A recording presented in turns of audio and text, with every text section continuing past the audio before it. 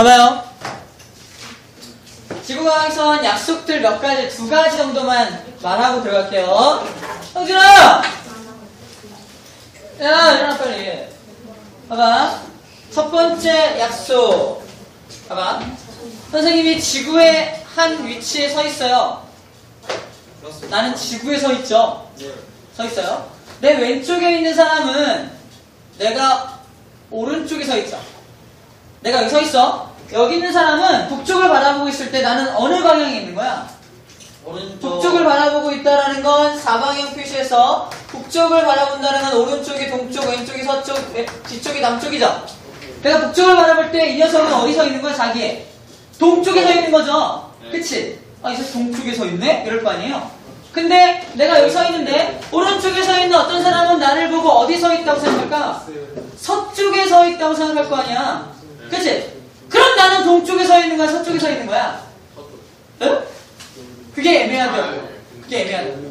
지구과학에서 그걸 결정하는 게 참 애매합니다. 그래서 어떻게 하기로 했냐? 저 높은 곳에 전지자의 시점에서 지구를 딱 내려다봤을 때 지구는 어느 방향으로 회전하고 있나요? 시계 방향이야? 반시계 방향이야?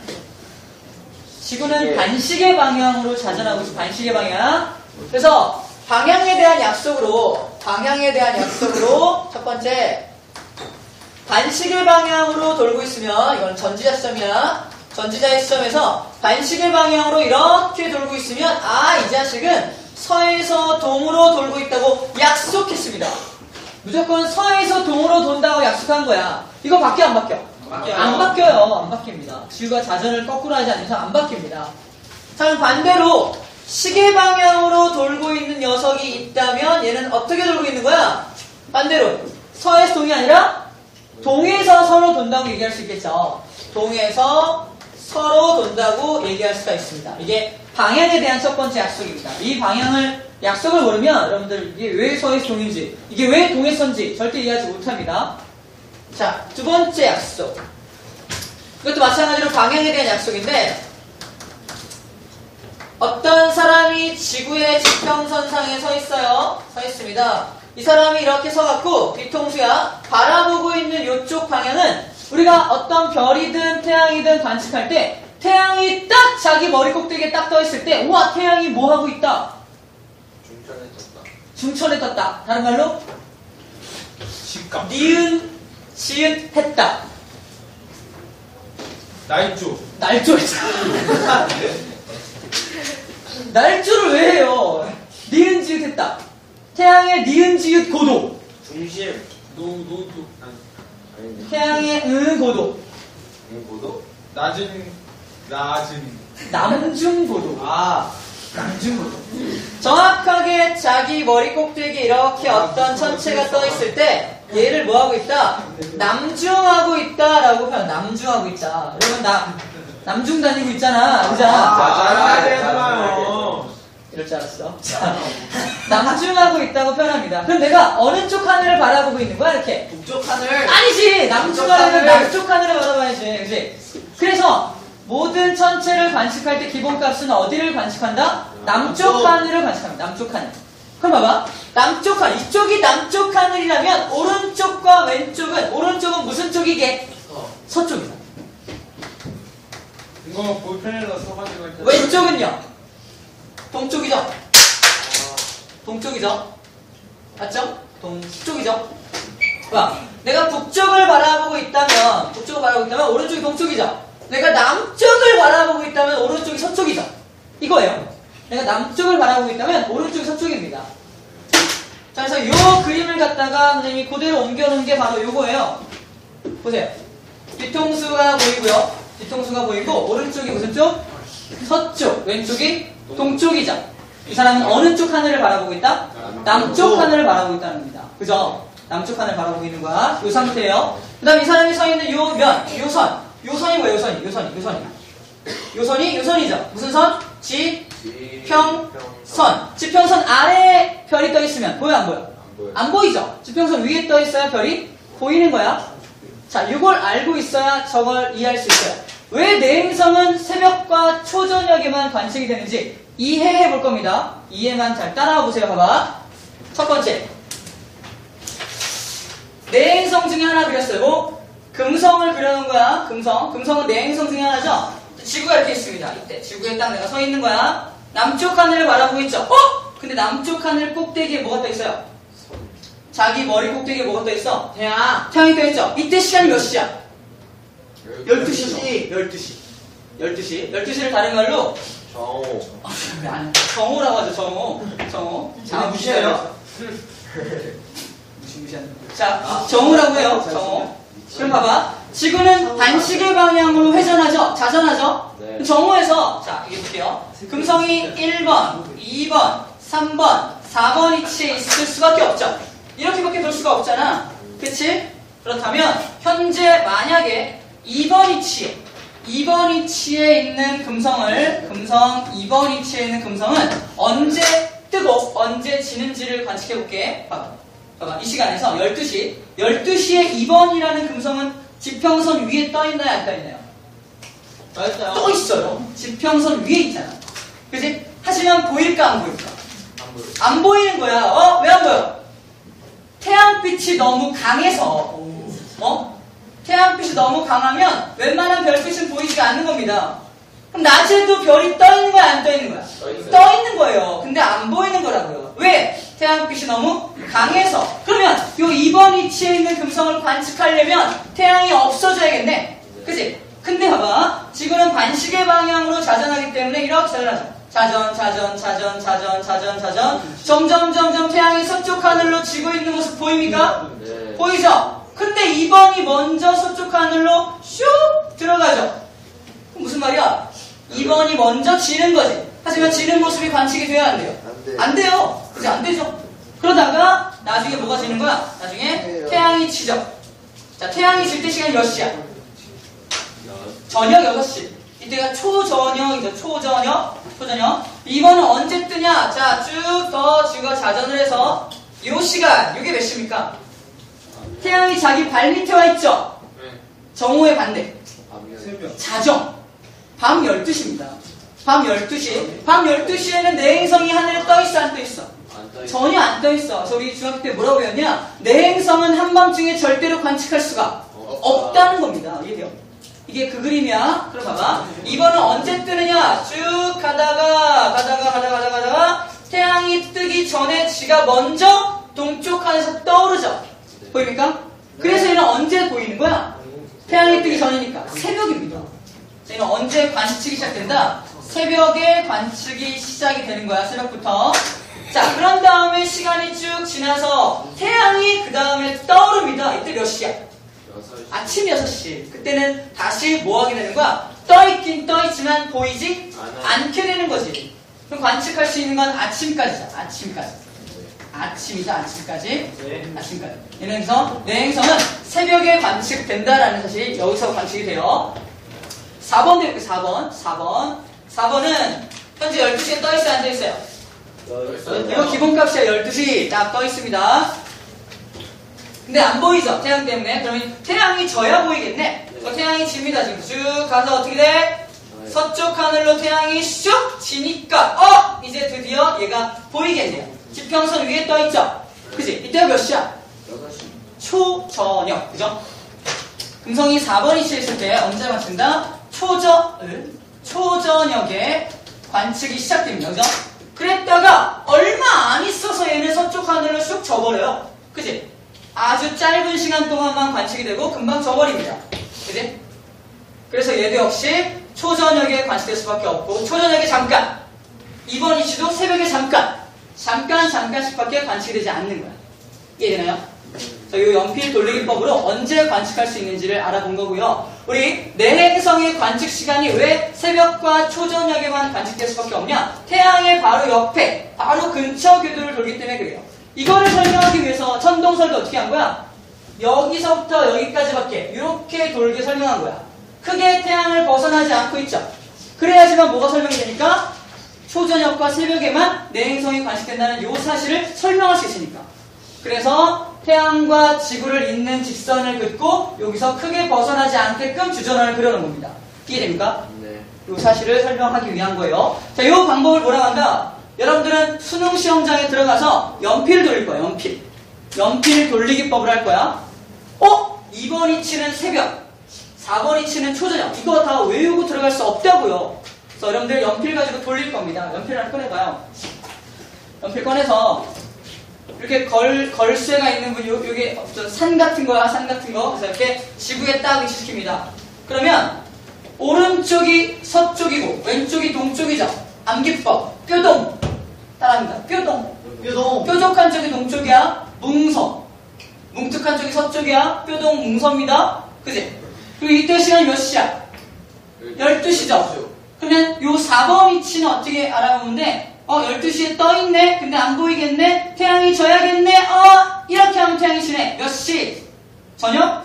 6시. 초저녁 때. 그지? 그래서 4번은 초저녁 때 관측될 수밖에 없구나. 그리고 조금 더 자전하면 얘는 서쪽 하늘로 져버리겠네? 라고 판단할 수 있는 겁니다. 지금 칠판이니까 이게 다 안 가려지는데 여러분들 시험지에 나오는 건 그림이 조그맣죠? 충분히 다 가려져요. 지평선 밑에 내려가네? 보입니다. 그리고 연필 돌리기법으로 시간과 방향까지 다 알 수가 있어요. 무슨 말인지 알죠? 저건 왜 한 거예요? 뭐? 지구가 약속. 이걸 알아야 이걸 설명할 수 있잖아요. 그리고 이거는 방향에 대한 건 좀 이따가 지구의 자전과 공전 설명할 때 꼭 필요한 개념이야. 그래서 알고 있어야 합니다. 이거 써놓으세요. 그래서 내 행성은 새벽과 초저녁에만 관측된다는 사실도 옛날 사람들은 알고 있었기 때문에 그것까지도 커버하기 위해서 주전원을 태양 근처로만 돌게끔 이렇게 그려놓은 거란 사실입니다. 알겠죠? 자, 요 내용까지예요. 그 다음 넘겨보세요. 70쪽입니다. 행성의 운동 법칙.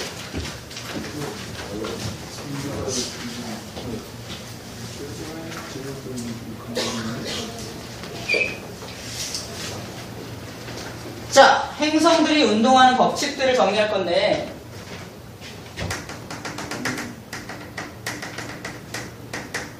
행성은 아무도 힘을 안 가함에도 불구하고 저절로 돌고 있는 게 아니에요. 어떤 힘과의 어떤 관계들을 통해서 돌고 있는 거예요. 자, 그거를 처음으로 정리한 사람이 누구냐면 케플러입니다. 케플러는 알바생이에요. 누구의 알바생이냐면 자기 스승이자 자기를 고용한 사람이 있는데 그 사람이 천체 연구의 대가였어요. 천체 연구의 대가였던 사람이 막 연구를 거듭하다가 다 채 정리하지 못하고 죽어버립니다. 그래서 그 모든 자료를 넘겨받은 누가? 케플러가 그 자료들을 분석해요. 케플러는 수학자였습니다. 수학자였던 케플러가 그 자료들을 정리해서 자기 이름을 가지고 케플러 법칙을 발표를 해요. 케플러의 법칙에서 세 가지가 발표됩니다. 케플러 법칙 1번 케플러 제1법칙 케플러 제2법칙 케플러 제3법칙까지 케플러 제1법칙은 뭐라고 하냐면 타원 궤도의 법칙입니다. 타원 궤도의 법칙을 얘기하고 있고요. 두 번째로는 면적 속도 일정의 법칙이에요. 일정의 법칙. 세 번째는 뭐냐면 매우 조화롭더라. 조화의 법칙입니다. 매우 조화롭더라. 요 세 가지 법칙이 뭔지 이해를 할 거고요. 그 다음에 또 누가 등장하냐? 바로 뉴턴입니다. 뉴턴의 법칙도 뉴턴의 운동 법칙이라고 하죠. 뉴턴의 운동 법칙도 세 가지로 나눠지는데 제1법칙과 2법칙과 제3법칙으로 나눠집니다. 제1법칙, 뉴턴의 운동법칙 제1법칙! 뭔가 있어 보이고 그럴싸해 보이죠? 사실 우리 이미 알고 있는 거예요. 뭐냐? 아니요. 땡! 관성입니다. 관성의 법칙이 제1법칙이에요. 뉴턴의 운동법칙 제2법칙! 뭔가 있어 보이지만 이게 아니요. 가속도 법칙이에요. 언제가 나오겠다. 보셔봐. 가속도의 법칙이고요. 자, 뉴턴의 운동 제3법칙! 작용 반작용의 법칙. 작용 반작용의 법칙이에요. 자, 이것들을 다 뭐라고 표현하는 거야? 법칙이죠. 법칙이라는 건 아무 때나 넣을 수가 없는 거예요. 법칙은 어떨 때만 법칙자를 넣을 수 있냐? 아무런 예외도 없을 때. 단계가 없을 때. 관리해. 안 하겠어. 자, 케플러 법칙은 법칙이라는 거, 다 모든 법칙들은 예외가 존재하지 않을 때 법칙이라는 걸 쓸 수가 있어요. 아인슈타인의 상대성 이론이에요, 법칙이에요? 이론이에요. 이론으로 갑니다. 아닌 게 있어, 아닌 게. 예외가 있습니다. 기동설, 천동설도 마찬가지. 설로 남아있는 이유가 뭐다? 예외들이 많아서 그래요. 그지? 그래서 설입니다. 자, 법칙이기 때문에 되게 중요하겠죠. 그 다음에 플러스 되는 법칙이 뭐냐면 바로 지금 말해야지. 만유인력의 법칙이에요. 만유인력의 법칙이 여기 등장하게 됩니다. 그죠? 그 다음에 마지막으로 배우는 게 이제 원심력과 구심력에 대한 힘이에요. 지금 정리한 요 여러 가지 법칙들에 의해서 뭐가 돌아간다? 행성들이 돌아가고 있다라는 걸 설명하고자 하는 거예요. 행성들이 저 원리와 법칙에 의해서 돌아가고 있구나라는 겁니다. 그러면 하나하나의 법칙들이 뭘 의미하는지를 우리가 이해하면 됩니다. 이해. 하나하나의 법칙들이 뭔지 이해할게요. 자, 봅시다. 첫 번째. 왜? 헐. 터질 것 같니? 괜찮니? 못했니? 선생님 설명할 거야, 계속. 가.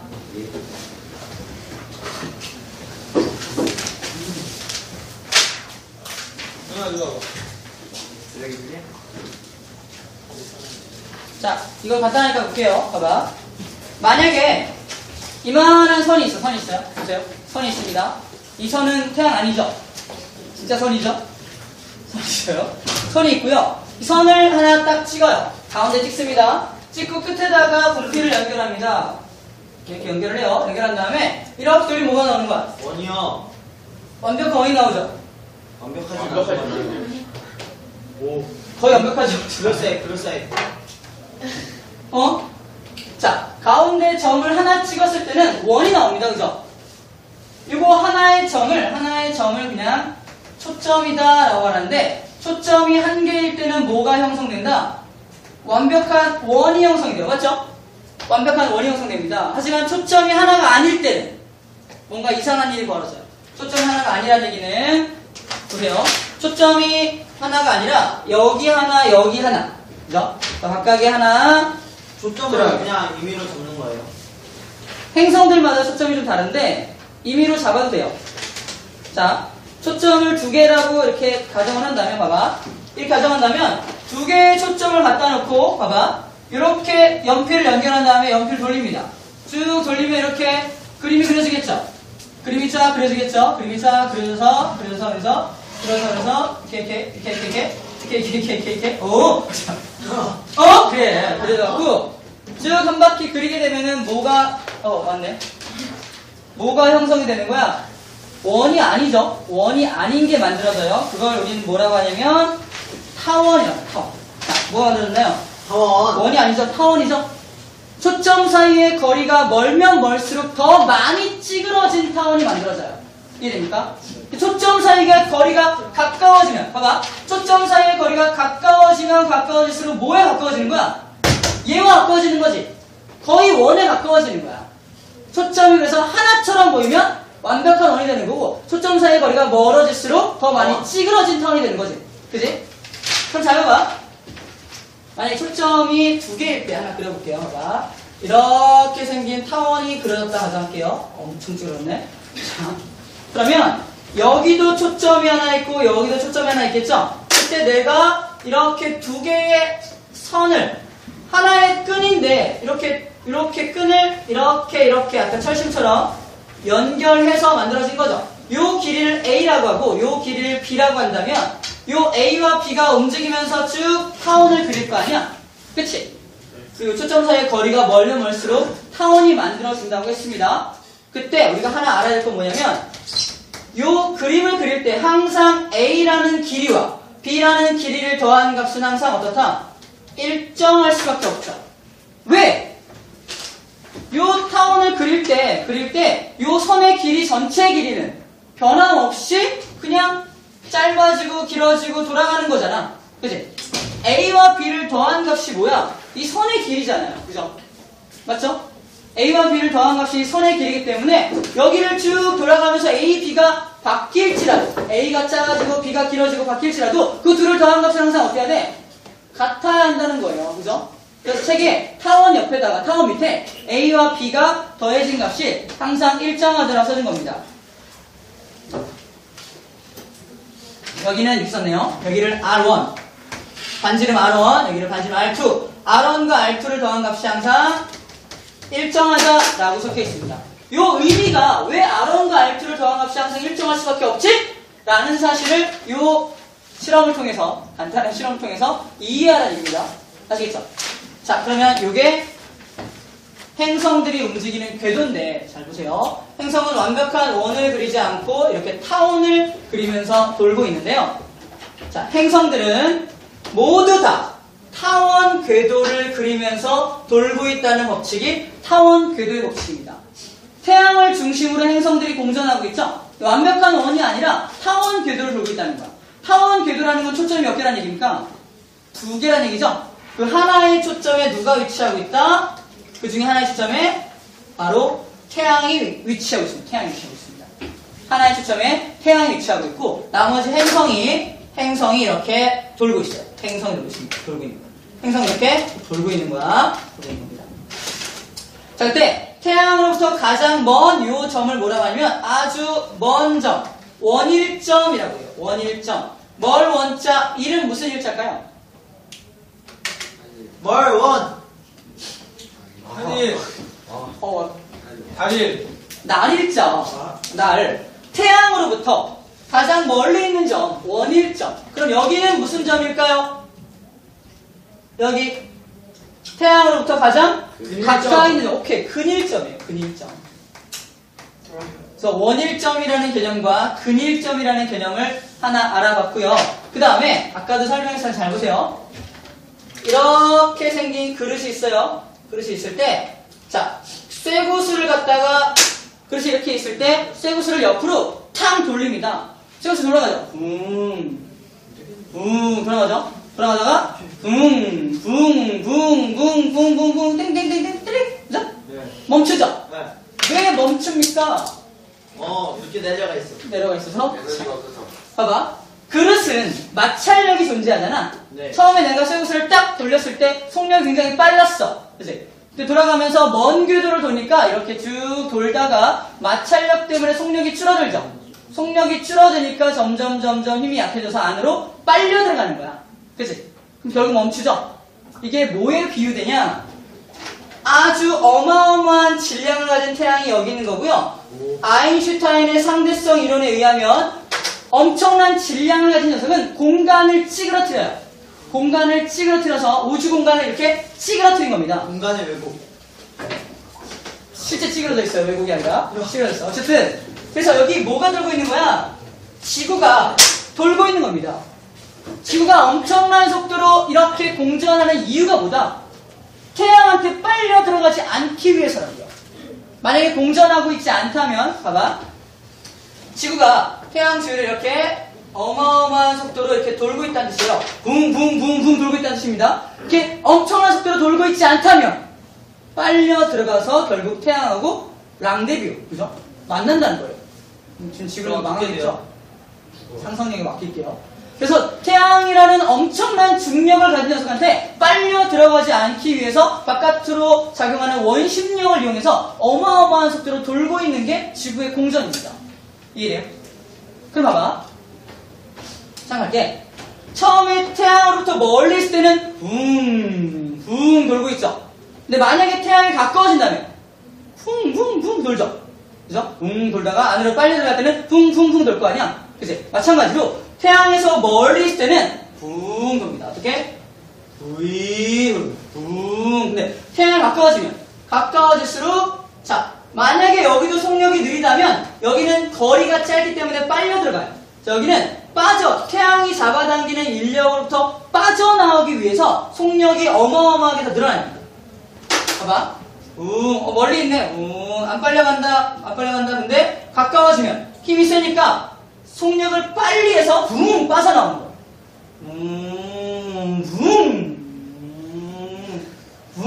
그죠?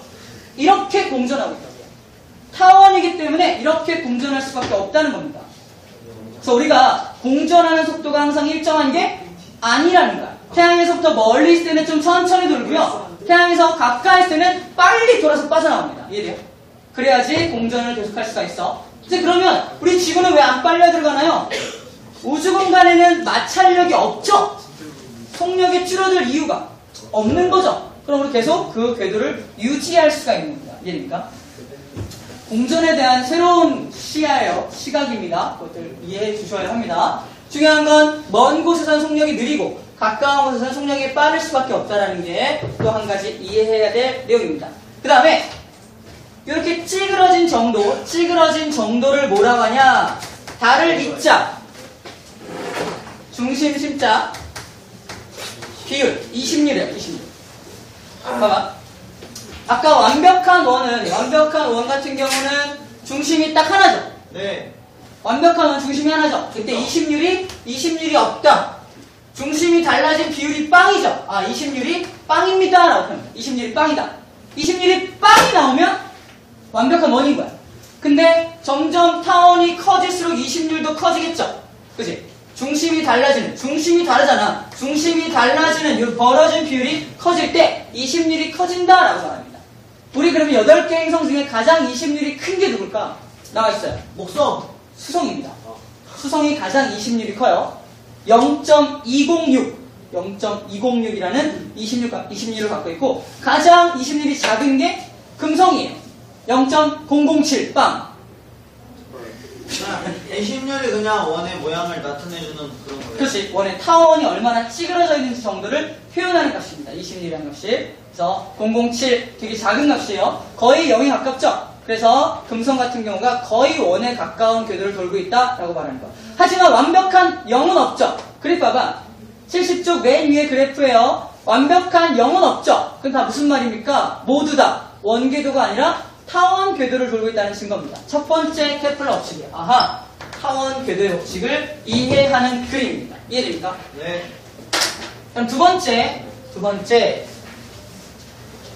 면적 속도 일정의 법칙은 뭐냐면, 봐봐. 면적 속도 일정의 법칙은 뭐냐면, 이 그림으로 설명을 할게요. 면적 속도 일정의 법칙은 뭐냐면, 자, 행성이 여기 돌고 있을 때를 A라는 점, 여기를 B라는 점이라고 한다면, A라는 점에서의 행성은 속력이 어때야 돼? 빨라야 돼, 느려야 돼? 빨라야 되지. 얘는 B는 느려야 되죠. 그러면 똑같이 A랑 B한테 명령을 합니다. 야, 너네 하루 동안 얼마만큼 갈 수 있는지 한번 시작! 경주를 한 거예요. 얘는 여기서부터 하루 동안 여기서부터 붕 가니까 여기까지 갈 수 있는 거야. 그치? 하루 동안 이동한 거리입니다. B는 여기서부터 시작! 끝! 하루 동안 이동한 거리가 요만큼밖에 안 되겠죠? 그치? 그때 아주 신기하게도 요 면적과 요 면적이 어떻다? 같다는 거예요. 이 면적을 S1, 면적을 S2라고 한다면 S1과 S2는 항상 같다는 겁니다.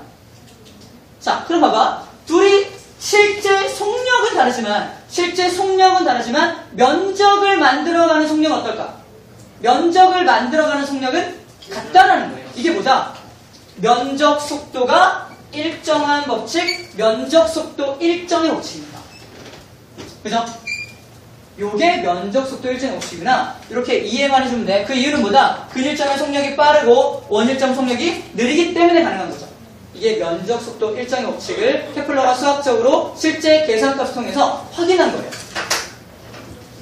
세 번째 법칙, 조화의 법칙 뭐냐? 조화의 법칙. 이 조화라는 말이 뭐냐면, 조화제약 알아요? 네. 어디 나와요? 연가시죠, 연가시. 그거랑 틀리죠? 조화롭다. 아주 조화롭게도, 완전 신기하게도, 이 행성이 이렇게 한 바퀴 도는데 걸리는 시간을 뭐라고 해요? 행성의 공전 주기라고 해요. 공전 주기. 책에서는 뭐라고 표현하고 있어? P라고 표현하고 있어. P. 행성의 공전 주기를 P라면 두 번째, 요 타원을 갖다가 자릅니다. 쭉 잘라. 띵 자르고 여기도 가운데 중심을 향해서 띡 자릅니다. 자르면 여기가 긴 반지름이죠. 긴 반지름을 A라고 놓고 짧은 반지름을 B라고 놓는다면 수학적으로 계산하기 위해서 일부러 자른 거야. 자르고 보면은 A라는 값, 긴 반지름이죠. 그 행성의 공전 궤도의 긴 반지름을 A라고 놓고 본다면 아주 조화롭게도 공전 주기를 제곱한 값은 긴 반지름을 세제곱한 값과 같더라. 아주 조화롭게도 이게 다 맞아 들어가더라라는 게 조화의 법칙입니다. P제곱은 A 세제곱과 같다라는 법칙이에요. 이거는 이 사람들이 연구를 통해서 알아낸 값이기 때문에 이해할 건 아니에요. 이해할 건 아니고 이 값은 우리가 외워줘야 될 값입니다. 수학적으로 다 증명할 필요는 없기 때문에 행성의 공전 주기를 제곱한 값은 긴 반지름을 세제곱한 값과 같구나라는 거예요. 대표적인 예로 우리 지구는 20율이 0.017로 거의 1에 가깝습니다. 약간 삐뚤어져 있어. 그러면 거의 1에 가깝다는 건 태양이 거의 중심에 계시다는 거고, 지구가 여기에 있다면, 봐봐. 지구가 여기 있다면, 지구부터 태양까지 거리를 우리는 얼마라고 말을 하냐? 1AU라고 정의합니다. 우주가 거리가 너무 멀기 때문에 지구에서 태양까지 거리를 1AU라고 정의해놓고 그 다음에 화성은 몇 AU에 있냐? 이렇게 AU 값으로 계산을 해요. 너무 크니까. 그래서 1AU라고 말하고 그 다음에 지구의 공전주기는 알고 있죠? 자, 이거 지구에 적용해볼게요. 지구에 적용하면 지구의 공전주기는 한 바퀴 도는데 걸린 시간이죠? 몇 년이에요? 1년이죠? 지구의 공전주기 1년. 지구의 긴 반지름은 1AU죠. 맞죠? 지구의 긴 반지름은 1AU입니다. 그렇다면 계산해볼게요. 지구 같은 경우는 P제곱값이 A 세제곱과 같을까? 같죠? 1의 제곱은 1의 세제곱이니까. 그죠? 같죠? 같다는 걸 확인한 겁니다. 그리고 이 공식을 갖다가 조금 변형해볼게. A제곱을 밑으로 넘겨봐. A제곱을 넘기고 세제곱이야. P제곱을 이렇게 넘긴다면 그 값이 얼마 나오는 거야? 얘를 넘겨서 밑으로 분모로 집어넣으면 오른쪽에 뭐 남는 거야? 1 남죠? 1. 마찬가지로 P제곱을 오른쪽으로 넘겨봐. P제곱분의 A 세제곱은 또 얼마 나와야 돼? 1 나와야죠? 그치? 그럼 마찬가지로 지구를 적용해볼게. 지구를 적용해 본다면 지구의 A 세제곱 1이죠? A가 1이니까, 그죠? 지구의 A 세제곱 1이고 P제곱도 1이죠? 그래서 1분의 1이니까 1 나와요. 지구도 여기에 딱 맞아 떨어지는구나 라는 겁니다. 자, 이걸 이용해서 다른 행성들의 공전 주기가 나와 있다면 모두 알 수 있는 거야. 반지름도 알 수 있는 겁니다. 그래서 어떤 궤도를 돌고 있는지를 계산을 통해 알 수 있다는 뜻입니다. 그래서 이게 세 번째 케플러가 말한 조화로운 법칙. 아주 조화롭게도 공전 주기의 제곱값은 긴 반지름의 세제곱값과 같다는 것이 조화로운 법칙, 조화의 법칙이라고 말을 합니다. 이건 뭐야? 이건 우리 학교에 이건이라는 게 있어. 이건 있어요? 이건희? 아니 그냥 이거. 이건희도 있어요. 이건이야? 나 진짜 이건이도 있어. 건 좋아요. 자, 케플러 법칙 1법칙, 2법칙, 3법칙이 뭔지 여러분들 소개받은 거고요. 완벽하게 이해 못했을지라도 이렇게 이해하면 되는 거구나. 이 그림들만 눈에 좀 익혀놓고 좀 정리해주면 좋을 것 같아요. 자, 뉴턴 법칙 할게요. 뉴턴 법칙은 우리 다 배웠던 내용이니까 봐봐. 다 기억이 나눠보세요. 첫 번째 법칙. 자, 관성입니다. 관성의 관자가 무슨 관자일까? 허관을 관에 넣으면 허관, 송대관, 또 관 누가 있나요? 정원관. 그만할까요? 자, 아무튼 이 관자가 무슨 관자냐면 봐봐. 그럴 관자예요. 그럴관. 성은요? 성질 성자입니다. 그럼 관성의 정확한 정의가 뭐야? 그냥 그런 성질이에요. 그냥 그런 거야. 관성이 뭐냐? 자연계에 존재하는 그냥 그런 성질입니다. 아무도 그게 왜 발생되는지 알아 몰라? 몰라요. 모르니까 이름이 관성인 거예요. 이해돼요? 아무도 몰라요. 그냥 그런 성질이 있고 자연계에서 한 번 던진 부피는 이렇게 계속 움직이는 이런 성질 있죠. 그냥 그런 겁니다. 그래서 이름이 관성이야. 우리가 알고 있는 관성은 예를 들어야겠다. 야! 선생님이 있고요.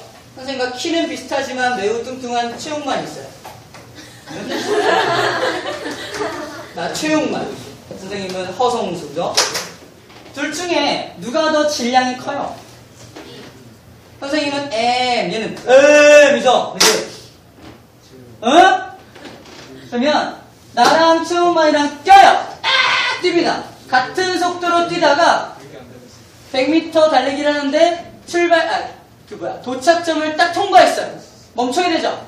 나는 딱 금방 멈췄어. 최용만. 더 앞으로 더 많이 가서 멈추죠. 이건 잘 이해가 안 되나요? 자, 그러면 승용차와 화물차가 있는데 똑같은 속도로 달리다가 둘이 같이 브레이크를 딱 밟아요. 누가 더 많이 밀려가요? 빠른 거. 화물 똑같은 속도라고 정했잖아 지금. 큰 거요, 큰 거요. 큰 거래. 죄송해요. 네. 왜 그래요? 걔가 뭐가 크니까? 관성. 계속 운동 상태를 유지하려고 하는 성질인 관성이 더 크니까. 자, 이걸 통해 뭘 할 수 있냐면, 이 관성이란 녀석은 뭐에 비례한다? 그 물체의 질량에 비례한다는 겁니다. 질량이 크면 클수록 관성이 커요. 그러면 관성의 종류는 두 가지가 있죠. 첫 번째, 운동하는 물체가 계속 운동하려는 관성, 운동관성과 정지한 물체가 계속 정지하려는 관성, 정지관성 두 가지가 있어요. 승용차와 화물차가 있을 때 선생님이 똑같은 힘으로 둘을 딱 밉니다. 그러면 승용차는 붕 가요. 왜? 내가 힘이 세니까. 근데 화물차는 겨우 밀려요. 그죠? 뭔 차이입니까? 얘는 질량이 작고 질량이 크니까 관성이 누가 커요? 화물차가 관성이 더 크죠. 걔는 정지에 있던 화물차니까 무슨 관성이 큰 거야? 정지 관성이 컸던 거지. 정지 관성의 정의가 뭡니까? 정지한 물체가 계속 정지하고 싶어하는 성질이거든. 그래서 관성이 너무 크기 때문에 움직이게 하기가 쉽지가 않았던 거야. 자, 이게 관성에 대한 일반적인 내용이고 우리 실생활에 적용해볼게. 그럼 이제 중정 바꾸고 중정. 네. 낮출게요. 네. 자, 병나를 봐봐. 여기 이렇게 버스가 있어. 버스가 커 작어. 버스 커. 자, 여기가 앞이고요. 여기가 뒤에요. 뒤. 앞에 딱 탔어. 딱 탔는데 자리가 없네. 이런 된장, 그죠? 이걸 잡아요. 선생님 키가 크니까 거우 잡아요. 자, 잡았어. 잡았는데 버스가 갑자기 앞으로 붕 출발합니다. 붕 출발하면 나는 앞으로 넘어져요? 뒤로 넘어져요? 뒤로 넘어지죠? 왜? 높아졌네요. 왜? 이러니까? 그죠? 정지관성 있는 거지? 봐봐. 보여줄게요. 탔어. 이 모습이겠죠? 왜 그런지 다 이해하죠? 이 모습이겠죠? 여러분들은 아니겠지만 난 이래요. 이렇게 잡고 있어. 근데 붕 출발해. 나는 이렇게 뒤로 갈 거 아니야? 왜 뒤로 갑니까? 버스가 앞으로 가니까 나는 아까 거기 그냥 있을래요 이거잖아. 정지관성이죠? 정지한 물체에서 정지하려는 성질인 거지. 그지? 그럼 봐봐. 여기서 정말 중요한 법칙이 나와요. 봐봐. 얘를 버스라고 하고요. 얘를 나라고 한다면 버스가 황보. 옛날에 지금 뭐? 옛날 버스는 더 높았어요. 죽을 뻔했어. 자, 버스하고 나를 나눠 생각해요. 나눠 생각합니다. 붕 출발한 건 버스야 나야?